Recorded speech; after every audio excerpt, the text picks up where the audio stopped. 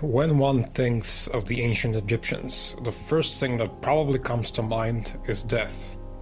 The world beyond, the underworld, all their crazy mortuary rituals, preparations, architecture, and so on.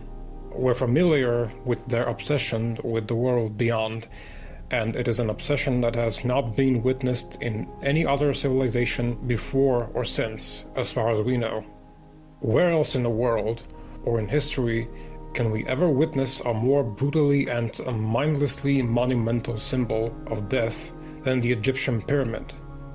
When looking at other peoples throughout the ages, what we see are different funerary practices, some almost non-existent, others flamboyant.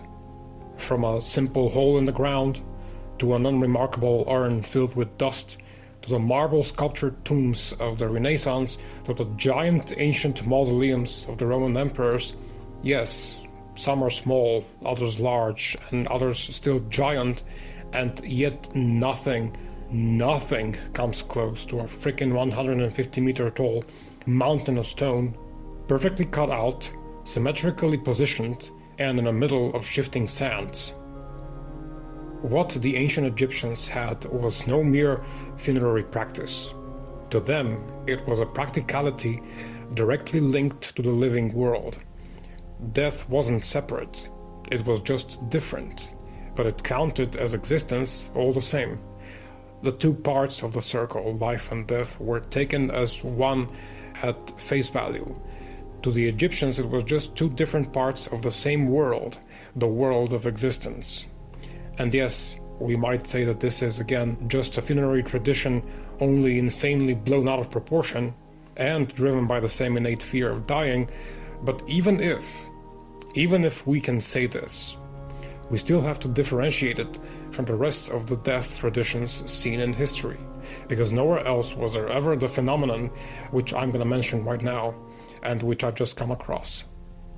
A Bulgarian professor by the name of Elit Nikolov says that more than 45 centuries ago, the ancient Egyptians went through what was probably one of the weirdest popular revolutions ever.